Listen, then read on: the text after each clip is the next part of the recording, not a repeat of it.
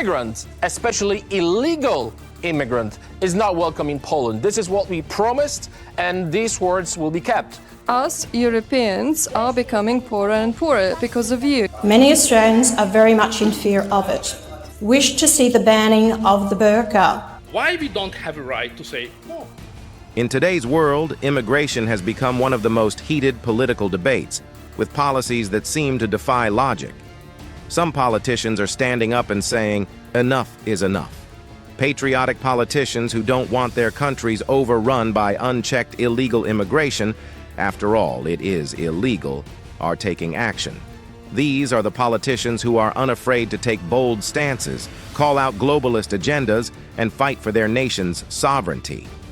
Today, we're diving into the most explosive moments where they shut down woke immigration policies on live TV, in parliaments, and during press conferences.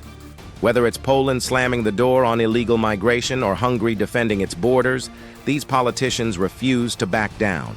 So get ready, because in this video, we're showcasing the moments where politicians across the globe shut down the woke agenda and took control of the immigration debate. Let's begin with Dominik Tarczyński, a Polish MP who's known for his fierce defense of Poland's strict immigration policies. Nothing to do with religion. It has nothing to do with Islamophobia. It's all about safety. As I said previously, everyone is allowed to apply. Everyone is allowed to submit the documents, ask for a permission, ask for a visa, and then our interior minister will decide if he's needed for our society. The difference between immigration and refugees as a legal difference. You are mixing words. It's very important because the difference is quite big. First of all, refugee is the person who flees to the first safe country by the international law. Immigrant, especially illegal immigrant, is not welcome in Poland. This is what we promised, and these words will be kept. Basically, we are not talking about people who are in need. We are not talking about Muslims. We are talking about a law, international law and Polish law. We don't want any illegal migration in Poland. This is what we promised. This is why our government was elected, and not even one Muslim illegal migrant will come to Poland. In an interview on a Turkish news channel, Tarczyński delivered a strong message. Poland won't bend to EU pressure and won't accept illegal migrants, particularly from Muslim-majority countries. His stance has made him a controversial figure, but Tarczyński remains unmoved. He points to Poland's willingness to welcome over 2 million Ukrainian refugees, a stark contrast to claims that the country is anti-immigrant. For him, it's a matter of law and safety, not religion. His comments underscore Poland's broader policy of selectively choosing who's allowed to enter the country. And in a world where borders are increasingly questioned, Tarczyński's no-nonsense approach continues to gain him both supporters and critics. Next up is Polish MP Ewa Zajączkowska-Hernik, who took Ursula von der Leyen to task in an unforgettable speech in the European Parliament. Ladies and gentlemen, Ursula, dear Ursula, I think you need to hear in a straightforward way what most Europeans think about you. Choosing you to be the president of the European Commission in the previous term of office was a great mistake, and some still have a hangover because of it. You destroyed the European economy and agriculture. Europe becomes an open-air museum in terms of agriculture. Us Europeans are becoming poorer and poorer because of you. You are the face of the Migration Pact, and I'm talking to you as a woman to a woman, as a mother to a mother. How can you not be ashamed of promoting the Migration Pact, which means that millions of women and children in Europe feel endangered, threatened on the streets of their cities? You are responsible for every rape, every violent attack, every tragedy caused by illegal migrants, because you are inviting them to come to Europe. And for what you're doing, you should actually go to prison and not to the European Commission. Your presence as the President of the European Commission means a further collapse of the European Union. What do we think about your European Green Deal? This is what we think about this. This is what we think about the Migration Pact. You're not even looking at me. That's a shame. We want a Europe of free and sovereign nations and not a sick leftist ideology. And all the soldiers that are defending the eastern border, deserve a bow. Her deep and dramatic speech sent shockwaves through the chamber as she accused Ursula von der Leyen of promoting policies that put European women and children at risk. A strong condemnation of the EU's immigration pact, and she didn't stop there. She argued that the EU's Green Deal, pushed heavily by von der Leyen, was turning Europe into an economic backwater. According to her, Europe's borders are wide open, creating chaos on the streets while European citizens are becoming poorer and poorer. But her comments weren't just rhetoric. Poland, where she hails from, has seen a significant rise in immigration. In fact, over 1 million foreigners were registered in Poland's social insurance system as of 2023, with nationals from Belarus and Ukraine leading the charge. However, she insists the EU's approach is reckless, focusing on uncontrolled immigration rather than supporting its own citizens.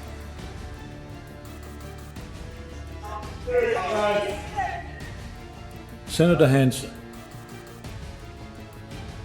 I'm quite happy to remove this because this is not what should belong in this Parliament. In light of what is happening with national security, there has been 13 foiled national threats against us with terrorism, 3 that have been successful, and Australians have lost their lives. Terrorism is a true threat to our country. Many Australians are very much in fear of it. Order. What I would like to ask on behalf of the Australian people, considering there has been a large majority of Australians wish to see the banning of the burqa. Switching over to Australia, Pauline Hanson, leader of the right-wing One Nation Party, made headlines when she walked into the Senate chamber wearing a black burqa. Her bold move was aimed at underscoring her call to ban the religious garment in Australia, citing national security concerns. Hanson's speech referenced 13 foiled terror plots on Australian soil, drawing attention to what she believes is the increasing threat of radicalism. While many criticized her stunt as a divisive tactic, Hanson continues to advocate for stricter immigration laws and more stringent security measures. She argues that symbols like the burqa hinder national security efforts and create divisions in Australian society. But if some other countries think it's too risky because of terrorism, because of public safety, because of the social burden, and if countries think it's too risky, we would not like to have that kind of new society, why we don't have a right to say no? And now to Hungary, where Prime Minister Viktor Orbán has long been one of the EU's most vocal critics when it comes to immigration. In this press conference, Orbán makes it clear that Hungary won't be coerced into adopting the EU's open border policies. Orbán has built much of his political career on opposing mass migration, particularly from the Middle East and North Africa. In his view, immigration brings significant risks, both in terms of terrorism and the social burden it places on countries. Despite EU pressure, Orbán insists that Hungary has the right to say no. Qu'arriverait-il si sous la pression de Mme Merkel, l'un de ses poulains, M. Macron ou Fillon, accepte encore plusieurs millions de migrants?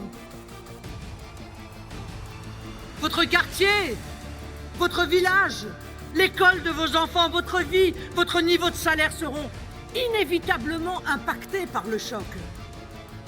Moi, présidente, le rétablissement des frontières sera mis en place dès le lendemain de ma prise de fonction.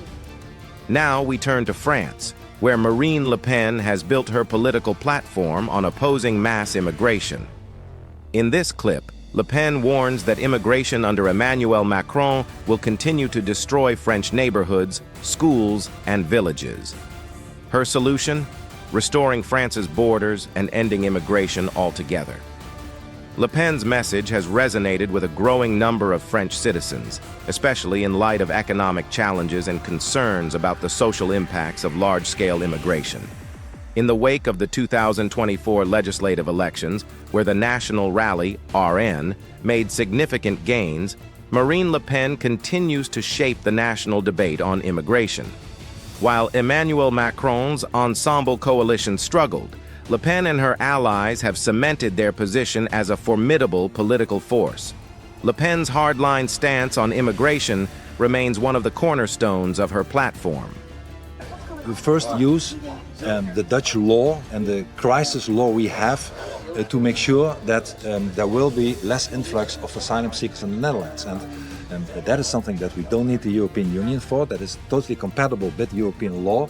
Meanwhile, in the Netherlands, Geert Wilders, leader of the Party for Freedom, has taken a similar hardline stance. After his party's historic win, Wilders made it clear that he intends to implement the strictest asylum policies the Netherlands has ever seen.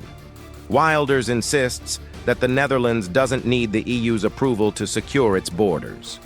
His government plans to follow in the footsteps of Denmark, opting out of the EU's asylum system and drastically reducing the influx of asylum seekers. This move has already caused friction with the EU, which has warned that countries cannot simply opt out of existing treaties.